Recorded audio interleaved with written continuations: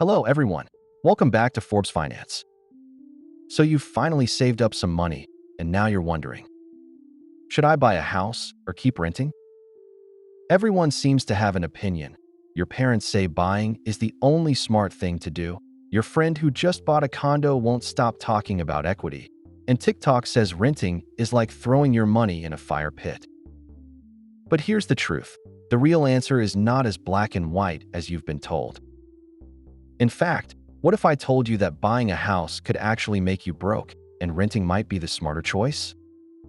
Stick around, because by the end of this video, you'll know exactly what works for you, and you'll probably look at homeownership a little differently than before. Let's break it down. The dream we've been sold. For decades, we've been told that buying a home is the ultimate financial goal. You grow up, get a job, get married, and then boom, you buy a house. It's a symbol of stability, success, and maturity. Plus, rent money is dead money, right?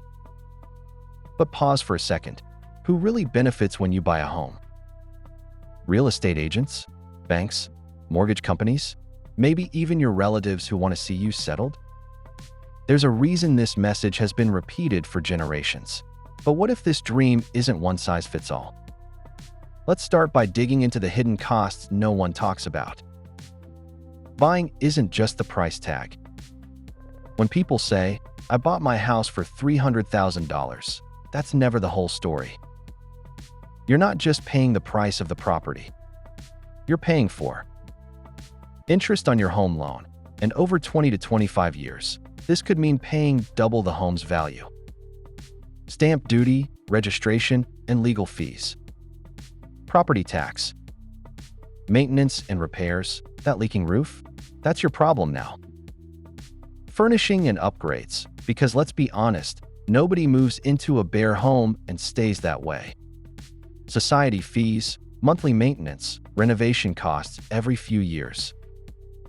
And let's not forget, if you lose your job or go through a financial crunch, your EMIs don't pause. Buying can give you long-term gains, but only if you're ready for the long-term responsibilities.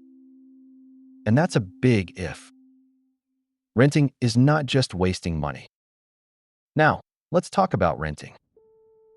We've all heard the argument, you're just paying someone else's mortgage. But here's the counter-argument no one talks about. You're also buying freedom. When you rent, you don't pay property tax. You don't pay for structural repairs. You can move cities or change jobs without worrying about what to do with my house. You can live in premium localities at a fraction of the cost it would take to buy there. And most importantly, you can invest the difference elsewhere. Let's say your monthly mortgage payment is $2,000, but rent for a similar place is only $1,000. That extra $1,000 is your saving monthly? If you invest it wisely, it can generate returns that sometimes beat real estate appreciation. Yes, you don't build equity as a renter, but you build liquidity, flexibility, and sometimes even more wealth. The break-even point when buying makes sense. Okay, let's not bash buying entirely. There is a sweet spot when buying becomes smarter than renting. The key factor? Time. If you're planning to stay in the same city, in the same house, for the next 10 plus years, buying might actually make more sense. Why? Because over time, the cost of rent increases. You build home equity. Property values may rise. You stop worrying about the landlord increasing rent or asking you to vacate. There's even something called the rent versus buy break-even calculator, which tells you how many years you need to stay in a house before buying becomes more cost-effective than renting. Spoiler, in high-cost cities like New York, London, or Sydney, it could take 15 to 20 years before buying a home actually becomes cheaper than renting.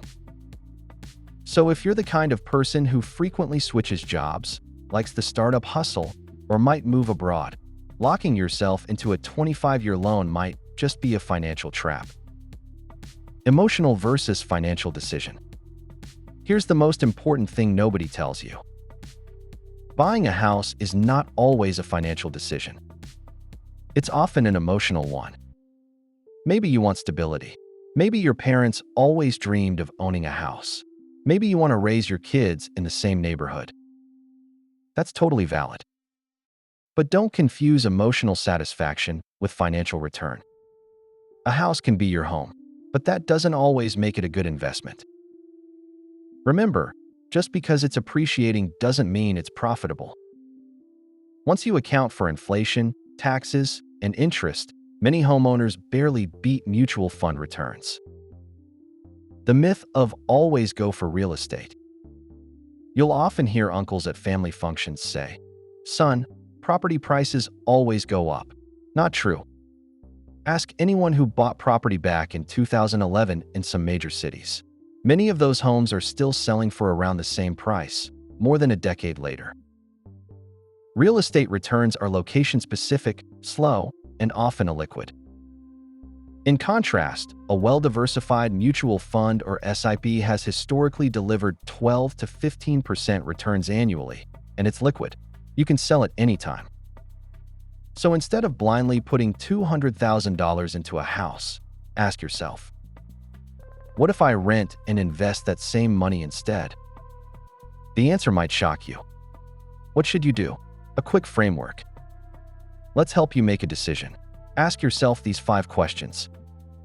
How long will you stay in this city? Less than 5 years? Rent. Can you afford a house without killing your lifestyle? If EMIs eat up more than 30 to 35% of your income, that's a red flag. Do you have an emergency fund and other investments in place? Don't make your first big investment something you can't easily exit from. What are your life goals in the next 5 to 10 years? Marriage, relocation, children, overseas job, all these affect your housing needs. Can you handle the responsibility of owning a home? Emotionally and financially? If you answered no to most of these, renting isn't just okay, it might be the smarter move. At the end of the day, renting versus buying isn't about what your friends are doing or what society expects. It's about what works for you. Don't rush into buying a house just because it's the next step in life. Don't keep renting just because you're scared of commitment. Run the numbers. Think about your lifestyle. And make the choice not emotionally, but intelligently. Because the real financial freedom? It's not in owning a house. It's in owning your decisions. If this video helped you rethink the renting versus buying debate, hit that like button and subscribe for more financial content. Drop a comment below. Are you team rent, team buy, or team still confused? I'll see you in the next one. Until then, stay smart, stay curious, and stay financially fearless.